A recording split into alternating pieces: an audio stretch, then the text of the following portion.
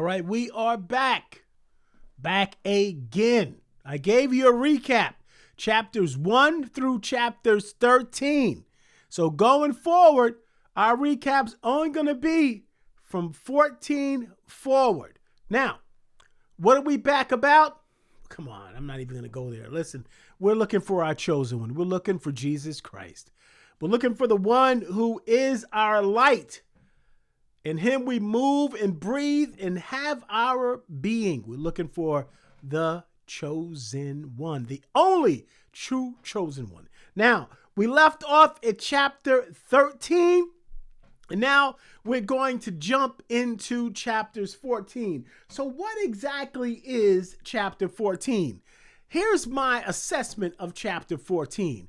Chapter 14 is at that 3.5 year mark, that second part of the 70th week of Daniel, that tribulation period. But it's also at this time, I think John gives us a little time to catch our breath, but he also gives us an outline on the second half of the book of Revelation, on the second half of the 70th week of Daniel, on the second half of the tribulation period. So to me, I think John, if you recall, we talked about in chapter 10 in our recap that when there was an angel who came down from earth holding a little book. And we talked about that angel already, but we said that the little book was in fact that scroll, that 7-seal scroll that was the title deed to the earth. Now we said that Adam was given the deed by Jehovah, yet when he fell, Satan took the title deed to the earth. He was the God of this world. Yet when the chosen one came, sacrificed himself on the cross, took dominion, made a spectacle of the devil himself, the chosen one took back the deed. Now, this little book, this deed, John was eating it, and he realized that it was sweet to the taste. Oh man, better than the best honey, he said. And that was because John was able to see the end. John was looking forward to the end when the chosen one returned, the setting up of the millennial kingdom, the final battle, the new Jerusalem, new heaven and earth. John saw it all and it was sweet to his taste.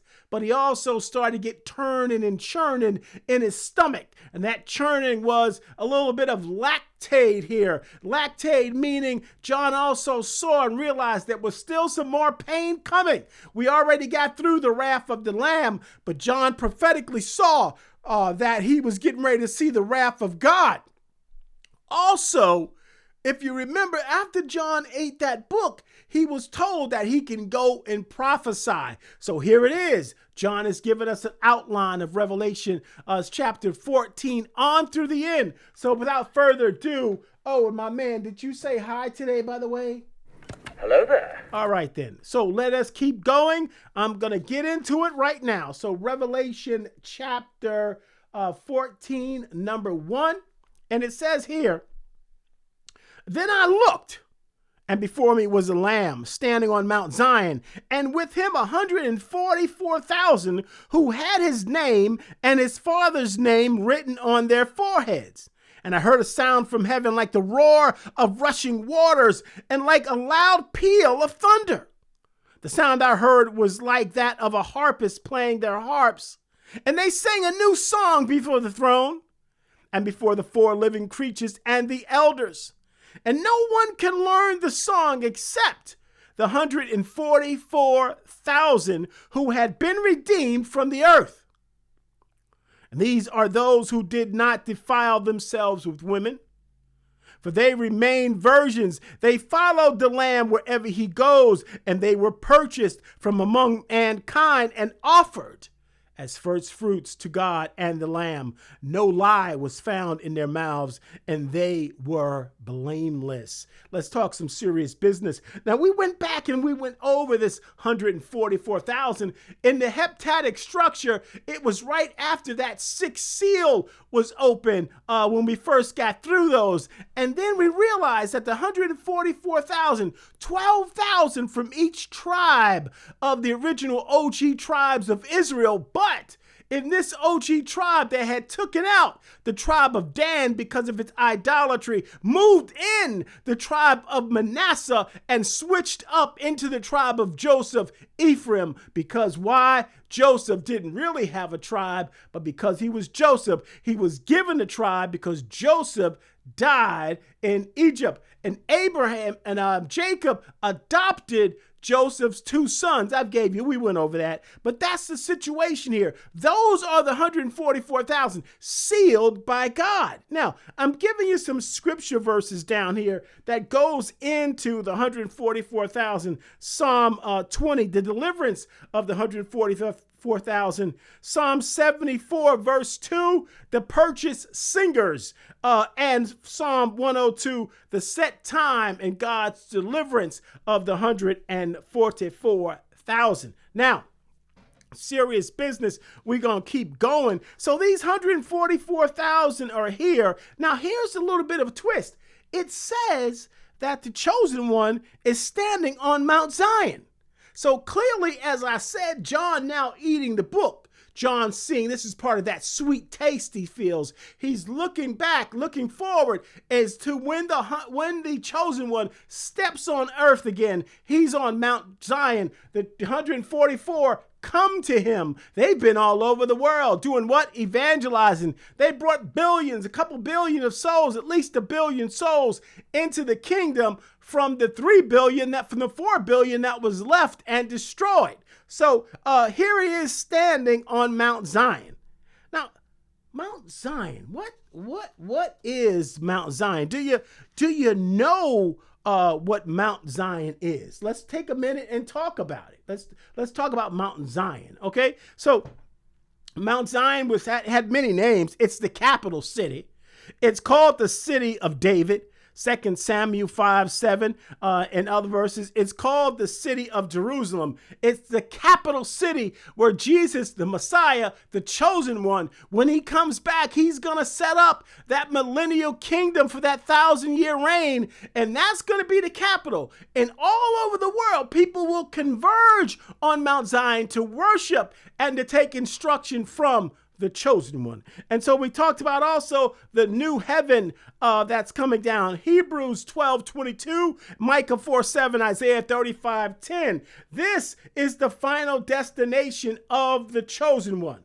Okay, but let me give you some a little bit of help. The chosen one is going to make a pit stop first before he gets to Mount Zion. And I didn't bet you didn't know that. I bet you thought when he comes back, he just lands the horse right on earth, terra firma. Not happening like that. We'll get to that down the road. But let's keep going about this. And so then we keep going and we get into the next part of this. And then it says, and then I saw another angel flying in midair. Well, this is the first angel of many. And he had an eternal gospel to proclaim to those who live on the earth, to every nation, every tribe. Watch this. Every nation, every tribe, okay, language and people.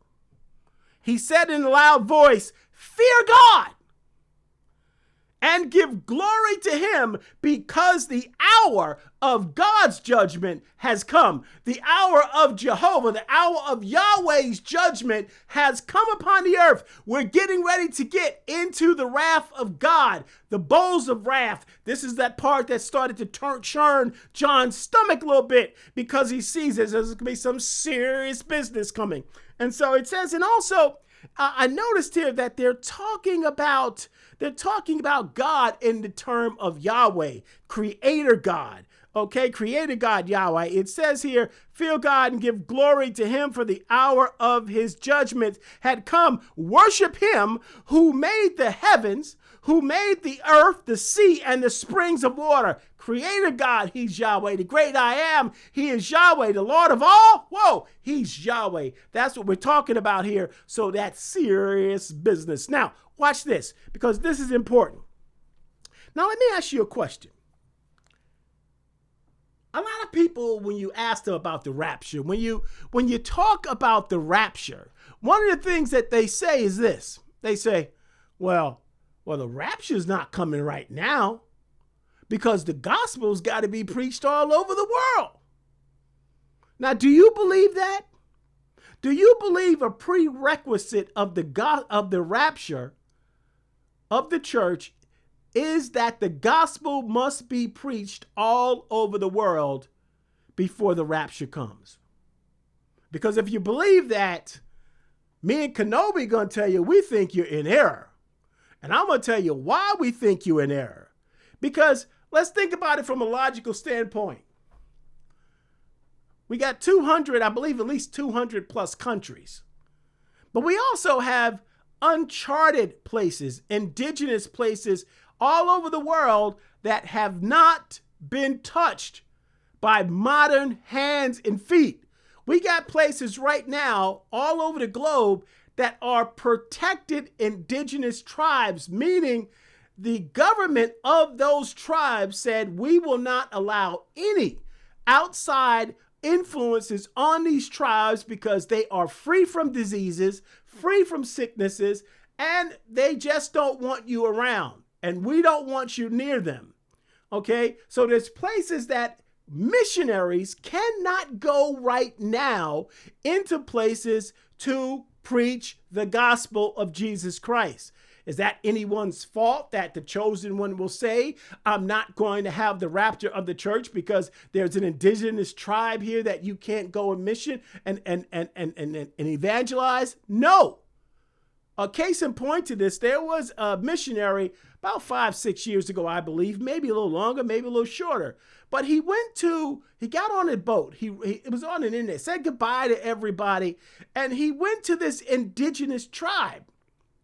And he landed his boat. Now, he wasn't supposed to go there. The government expressly said and put a no visitation zone on this area because there has been a history of the natives that when a stranger lands on this island, they just kill you. They don't come to talk to you. They don't give you a second to evangelize. They don't give you a second to talk about the chosen one. You're dead. This person came and they saw him coming, and before the boat hit the ground, they speared him to death. So again, there's places that the gospel is unable to be preached and taught and people to be evangelized right now. So how will the gospel be preached to the whole world? And when will the gospel be preached to the whole world? Well, in Matthew 24:14, Jesus put it like this. And this gospel of the kingdom will be preached. Now remember, in Matthew 24, Jesus is giving us that confidential briefing about what's going to come to his boys. He's telling his boys how it's going to go down, how Jerusalem's going to be in trouble, abomination of desolation. He breaks it all down, wars, rumors of wars, signs of the times. And then he says this, and this gospel of the kingdom will be preached in the whole world as a testimony to all nations. And then the end will come. So here we are at past the half over mark of that 70 week of Daniel, that tribulation period. And now we get this angel that is speaking to the entire world in an all tongue, in a tongue that all nations, all languages, all indigenous tribes will be able to understand. And he preaches the gospel to the world. This is the moment that Jesus is talking about in Matthew 24:14. So I submit to you, the gospel being preached to the whole world will not come until this very moment. No matter how many satellites you're crossing, how many countries we're in, there's still parts we simply legally cannot go. Okay? And remember, we're supposed to submit ourselves to authority. You're not supposed to mess with these people. This is what's going to happen. They're going to hear it by the angel. And this itself is very important because this is the last call. You ever been to a bar? Now, I'm going to be honest. Now, KENOBI and I have in the past, before we met the chosen, well, after we got real close to the chosen one, we frequent a bar or two. You know, KENOBI, if you go back, heck, every time he was in the bar, he wouldn't have a drink. I may say that maybe you influenced me in my problem with alcoholism because you were a little bit into drinking yourself, but we're not pointing fingers. Now, my point is this. If you went to a bar around an hour before the bar closed, the bartender will say, last call. And that meant if you want another drink, you better order it now. Anybody who want a drink, raise your hand. This is the last call for drinks because the bar is shutting down and then you're not going to be able to get a drink. This angel preaching the gospel is God's last call before we end the age of grace. This is your last opportunity to realize who the chosen one is, to understand the chosen one, to come to the chosen one, to choose the chosen one, and ask the chosen one to choose you. This is a moment for all of those indigenous tribes. It's a one-shot deal, a one-off. Take it or leave it. The gospel will be preached. And it's important for the Jews as well, because those Jews are going to have to acknowledge their offense and seek the chosen one as a prerequisite for his return. So this is important. This is your last call. Believe that.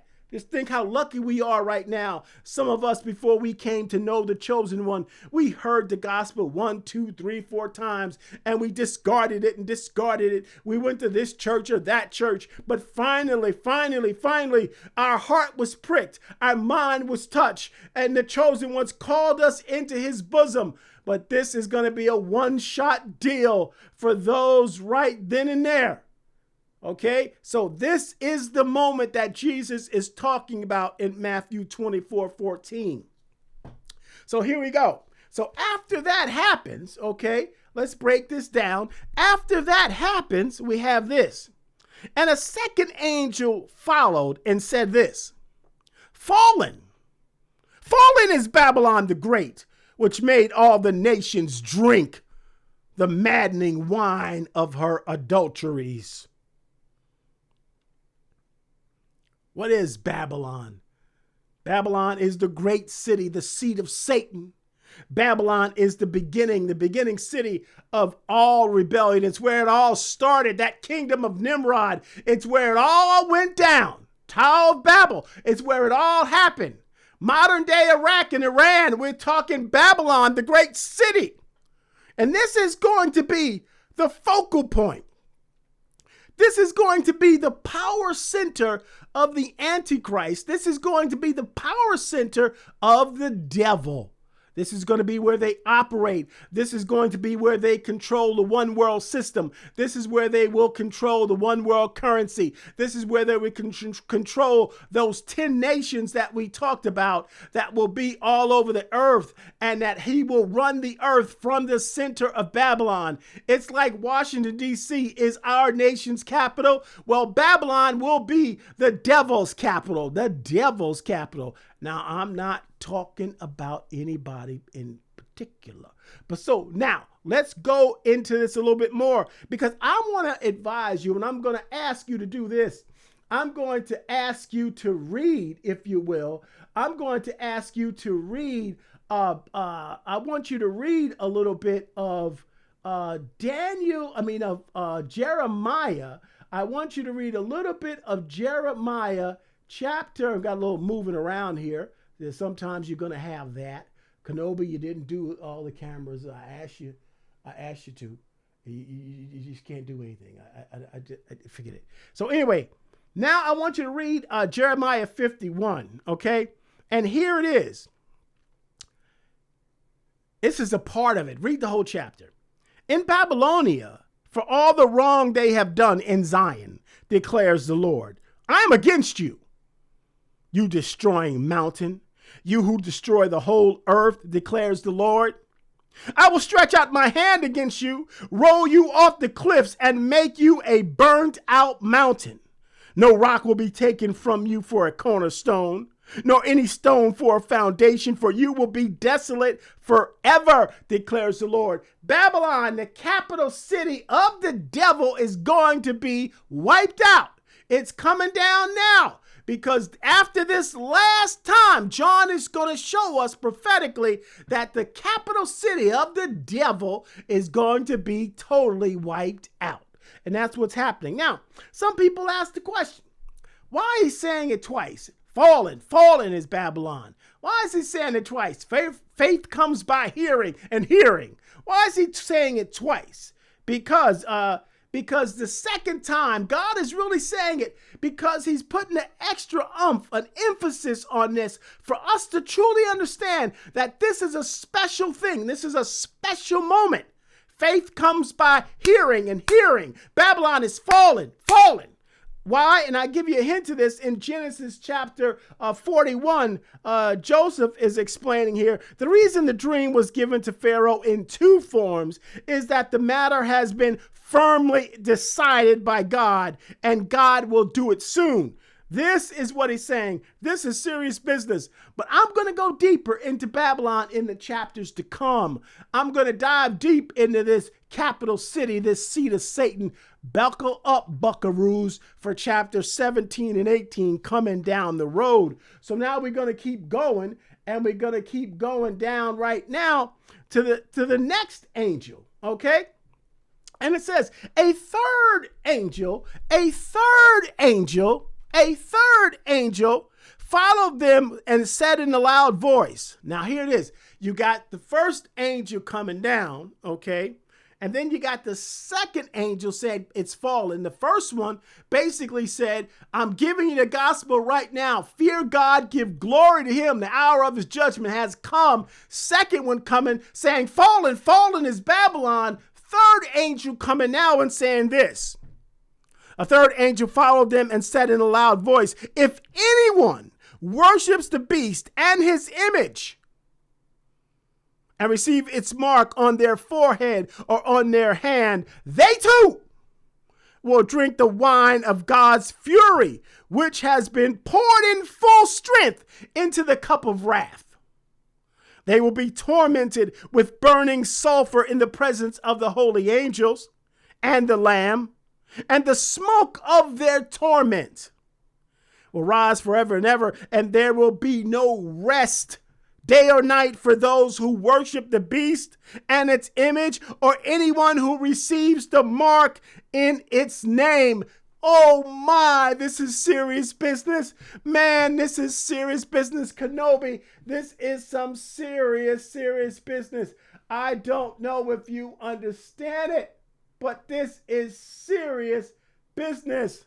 I felt a great disturbance in the force. Yeah, there's a great disturbance in the force, because if you take this mark, I don't care how bad you need food. I don't care how bad you need medicine. I don't care how bad. Yes, I know. Think about what happens to a person when you don't get insulin. Think what happens to a person when you don't get your dialysis. Think about what happens and how you feel when your blood pressure's high and you've got no medicine, or when you need to eat and there's nothing in your stomach. I get it. But understand this warning. If you take this mark, if you worship the beast, if you bow down to that image, you're done. And we're going to get into this very, very soon, because I'm going to discuss with you as a supplement addition to chapter 14 after I'm done with chapter 14. I'm going to knock out chapter 14, but after I'm done, I'm going to do an addendum to chapter 14. I'll probably call it something like chapter 14A and give you the title, because this is some serious business and I wanted to pull it out. I wanted to separate it from the flow of chapter 14 because it's missed here.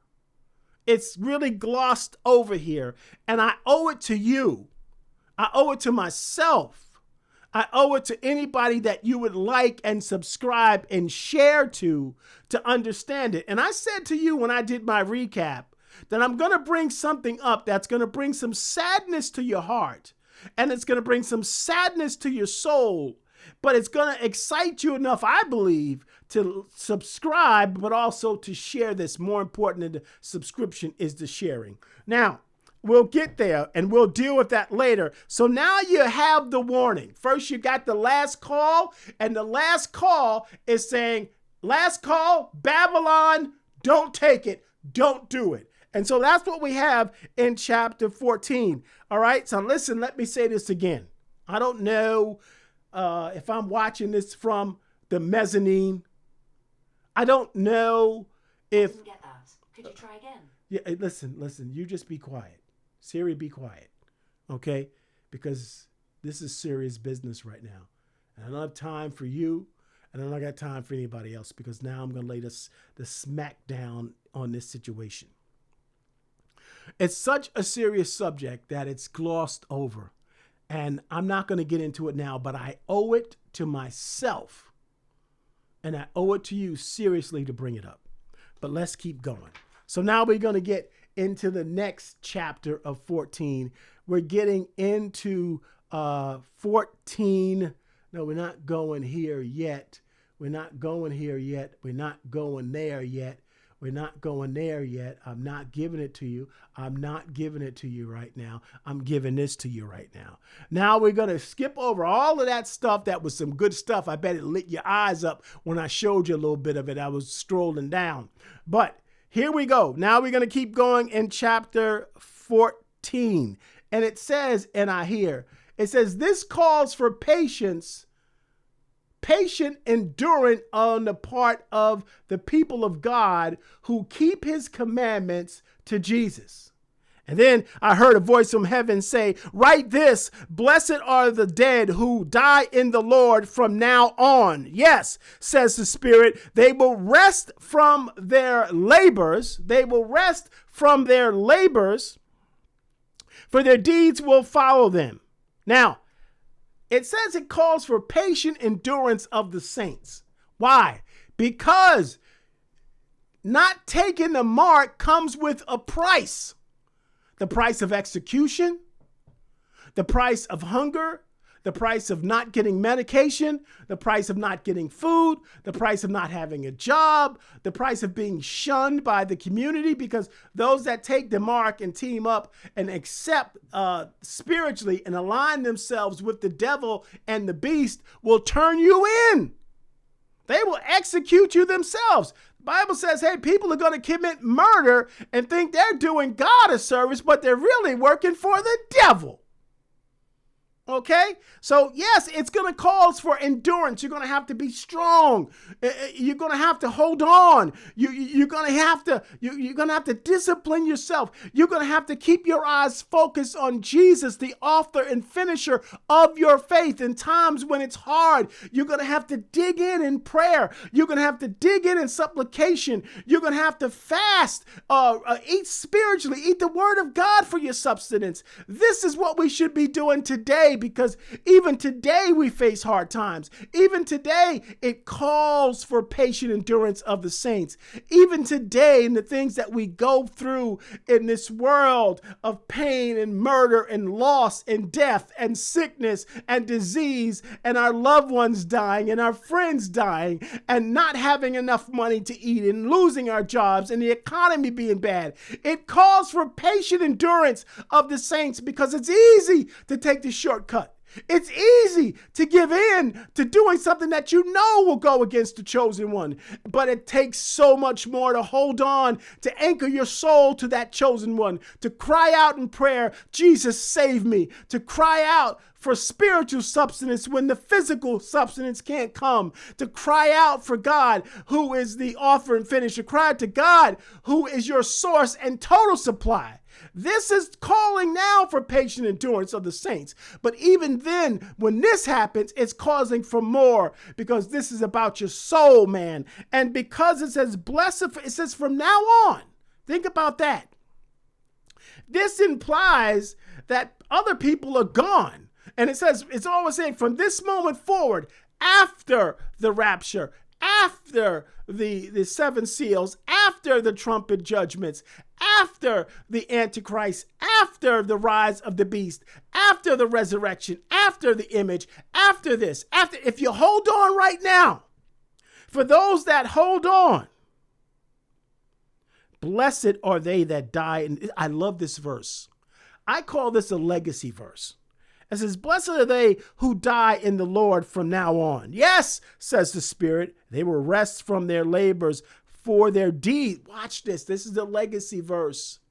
For those that die in the Lord, for those that died and showed patient endurance, the legacy, what you leave behind, will still be adding to your heavenly account. You could do such a work here for the kingdom and think it's the smallest little thing.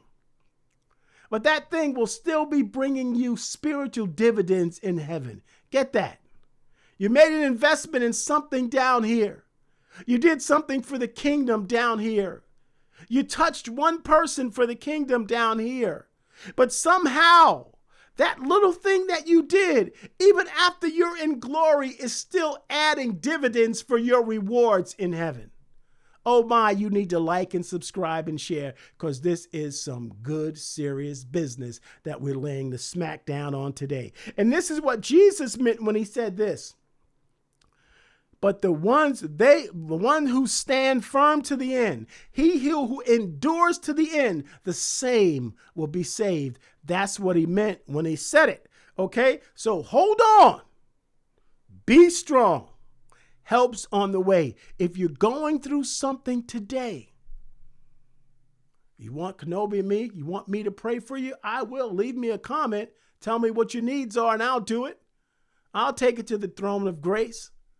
And I'll tell you, until God comes, until the hill, he who's over the hill where your help comes from, until he rides up with that need that you're crying out for right now, that healing, that deliverance, that job, that family situation, until it comes, hold on. Be strong. Help is on the way. And the help is not me. It's not him. The help is the chosen one. Now, let's keep going. So now we got that. The last call, we got that. We got the warning. We got the call from patience, and we got from now on, this is serious business. Now we're going to keep going. And so here we got here. We're going to keep going. And it says, and I looked, and before me was a white cloud, and seated on the cloud was one like the Son of Man. Like the Son of Man. With a crown of gold on his head and a sharp sickle in his hand. Then another angel came out of the temple and called in a loud voice to him who was sitting on the cloud, take your sickle and reap, because the time to reap has come, for the harvest for the earth is ripe. And so he who was seated on the cloud swung his sickle over the earth, and the earth was harvested. Then another angel came out of the temple, and he too had a sharp sickle. Still another angel who had charge of fire came from the altar and called in a loud voice to him who had the sharp sickle, take your sharp sickle and gather the clusters of grapes from the earth's vines, because its grapes are ripe. The angel swung his sickle over the earth, gathered its grapes, and threw them in the great winepress of God's wrath. Oh, this is some serious, serious business. Now, let's talk about this a little bit. First, let's talk about the cloud. What is that cloud? It's called the Shekinah cloud. That Shekinah glory. It's the cloud that was in the wilderness. It was the cloud that was the giving of the law the first and second time. It was the cloud that was in the temple. It filled the temple so much that it's so heavy, this Shekinah cloud, this glory cloud, that the people couldn't even stand. They fell out because they couldn't stand up.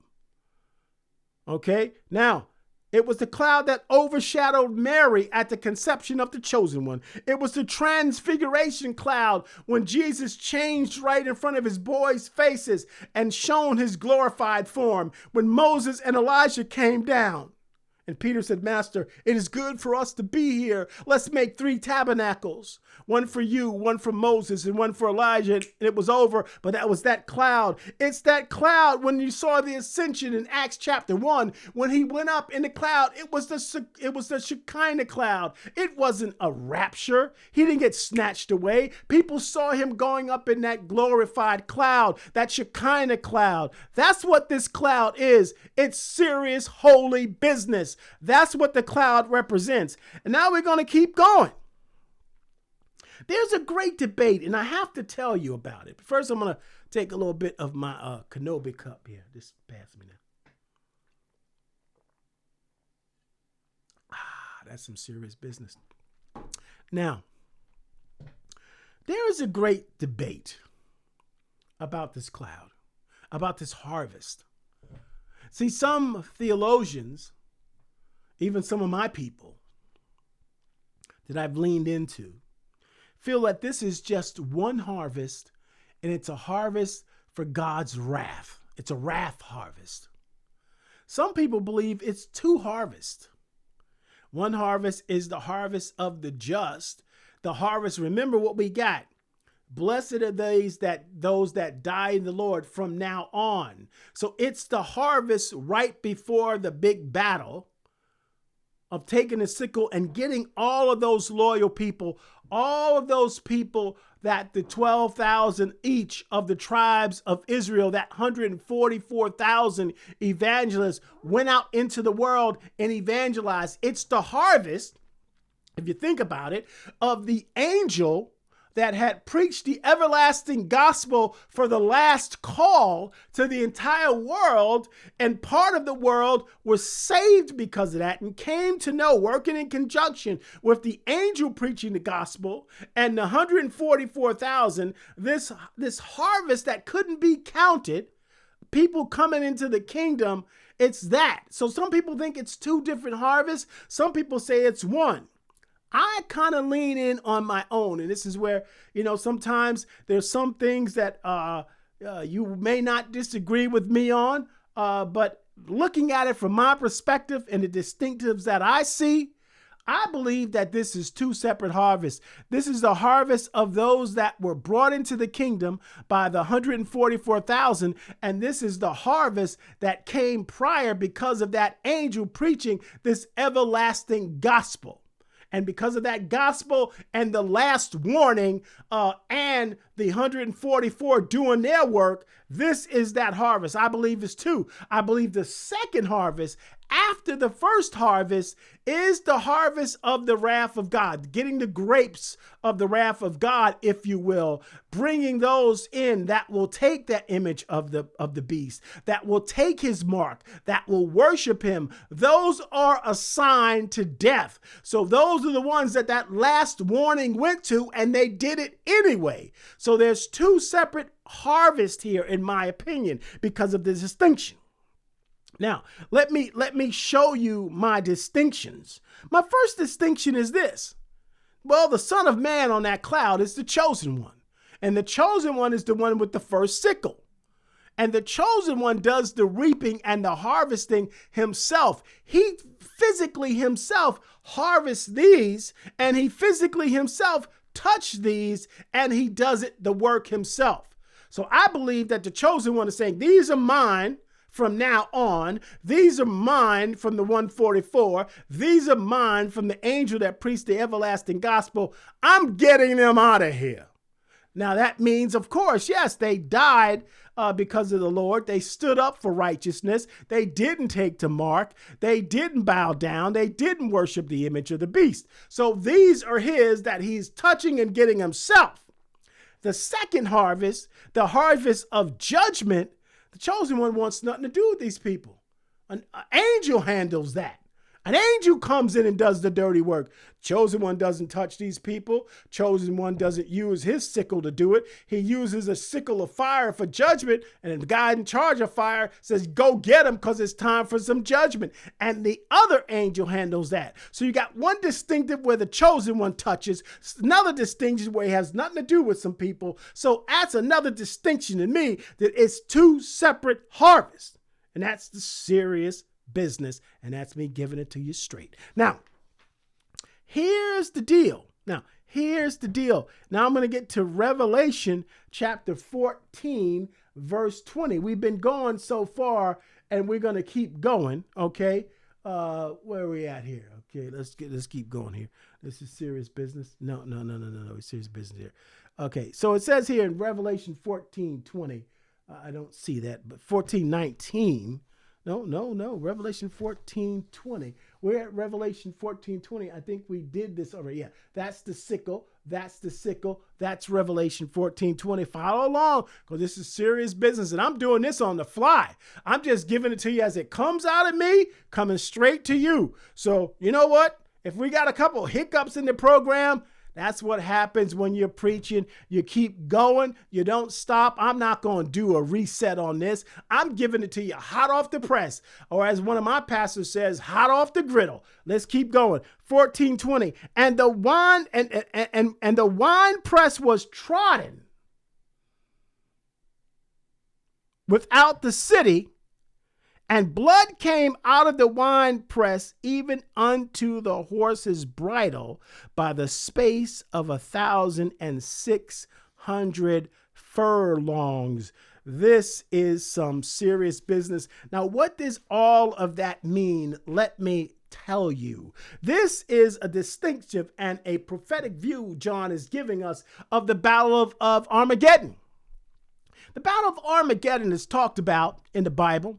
And it's, if you go back to Matthew, it says right here that the winepress was trodden down out of Jerusalem, out of the city. Why? Because if you remember in Matthew chapter 24, Jesus told them straight up. He told them straight up. He said, listen, so when you see standing in the holy place, the abomination that causes desolation, spoken of through the prophet Daniel, let the reader understand, then let those who are in Judea flee to the mountains. So what Jesus is saying here, okay, what Jesus is saying to us, and that's why it says the winepress was trodden outside of the city. Why? Because the Jews already left the city because of the abomination of desolation. Once the Antichrist took back the temple, canceled the deal, he caused sacrifices and oblations to cease. That's when Jesus told them to run, to flee.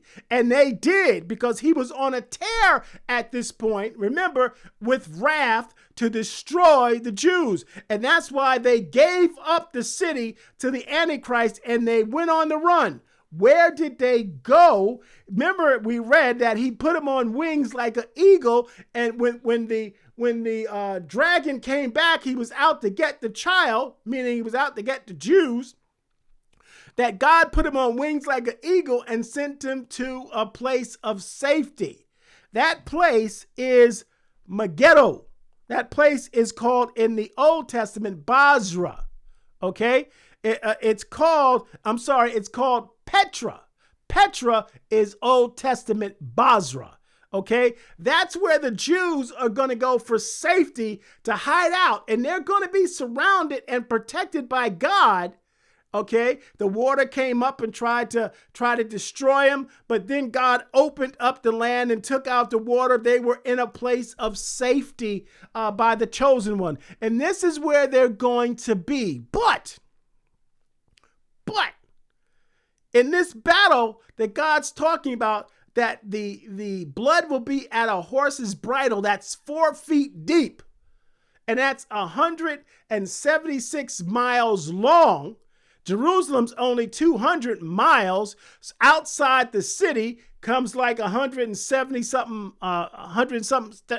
miles. So it's going to be 4 feet of blood for 176 miles, 1,600 furlongs. Okay. So now here's how this works out. Remember, I told you before that the chosen one was coming back. And when people think about the chosen one coming back, they think that means he's just coming back straight. He's going to plop down on terra firma. Nope. Chosen one's going to make a first stop to save his people, Because remember, the prerequisite is until they acknowledge their offense, singular and specific, the denial and the rejection of the chosen one, and ask him to come back. At the end, the Antichrist will gather all the nations of the earth, and we're going to see that, to wait for the arrival of the chosen one so that these nations believe that they can kill God. But they also are going to surround Basra, i.e. Petra, to finally wipe out the Jews. Because remember, I told you that the devil had one more trump card. If I can wipe out those Messianic Jews, there will be no Jew here to acknowledge their offense, meaning that he must forfeit the earth to me. So at this point in time, when all these nations gather together, they will surround Petra and they will be in the valley of Megiddo in Armageddon, the final battle. Okay? So Jesus comes back, the chosen one comes back first to save Petra, to save the Jews that acknowledge their offense. And we have that, okay, in Isaiah 63, verses 1-6. Okay? Who is this coming from Eden, from Basra, Petra, with his garments stained crimson? Who is this robed in splendor, striding forward in the greatness of his strength? It is I proclaiming victory and mighty to save. Well, why are your garments red like those of those treading the winepress? And the chosen one says, from the nations no one was with me. I trampled them in my anger and trod them down in my wrath. Their blood splattered my garments and I stained all my clothing. It was for me the day of vengeance, the year for me to redeem, the year for me to redeem support. The year to redeem had come. I looked, but there was no one to help me. And I was appalled that no one gave support. So my own arm achieved salvation for me. And my own wrath sustained me. And I trampled the nations in my anger. And in my wrath, I made them drunk and poured their blood on the ground. This is the first stop in the revealing of the chosen one. The chosen one comes back. He goes to Petra. They're surrounded. They're begging for him to come back. Yes, yes, yes. We acknowledge our offense. Yes, we are seeking your face. And in our affliction, you will seek me. And that's when they're seeking him. They're surrounded. The chosen one comes back. Now, here's the question. The question is, we know that his bride comes back with him. Will we be with him when he goes to Petra? Because it says right here, no one was with me. Now, I don't know. I don't know if he says, hey, listen, honey, speaking to his church, just wait for a minute. I got to make a run first. I'll be back to get you in a second. Remember, the revealing of the chosen one is him revealing himself to the world. This is that moment. So it could be, honey, just wait a minute. I'll be right back to get you. Or it could be, honey, just come. We got to take care of something first. You just stand right here. You be quiet. Let your man take care of some business. So it could be that too. But the bottom line is the chosen one comes back to take care of some business.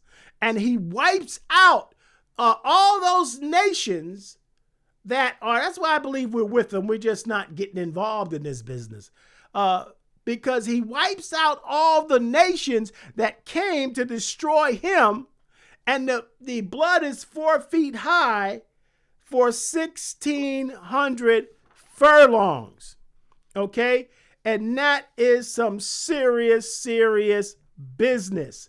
And remember, I said here, the final battle between the armies of the Antichrist versus God, it takes place in Megiddo. All the nations are going to converge. But in Petra, he's going to try to get the Jews. From before the chosen one returns to Mount Zion, he will pivot to Petra to save the Messianic Jews. And the difference between Petra and Megiddo is 186 miles. Basra is modern day Petra, serious business. That's chapter 14. I just gave it to you. I gave it to you straight, and I gave it to you hard, and I gave it to you fast. Now, here's my situation, and here's what I want you to understand coming from me. I skipped over a very sensitive subject, a subject that really, I'm giving it to you straight. When I dug into this myself, I got scared. When I dug into it myself, I got goosebumps. When I dug into this myself, I got a little shaky. It's that serious. But it's glossed over too much in the body of Christ. It's glossed over too much today by modern day preachers and evangelists that talks about the grace of God too much and talks about prosperity gospel too much or the word of faith movement too much. And so you got to get it. So what I'm going to do is I'm going to shut this down right now, chapter 14. I'm going to do a chapter 14a, which is really in support of this uncomfortable subject. Now, let me ask you a question. Did I tickle your curiosity a little bit?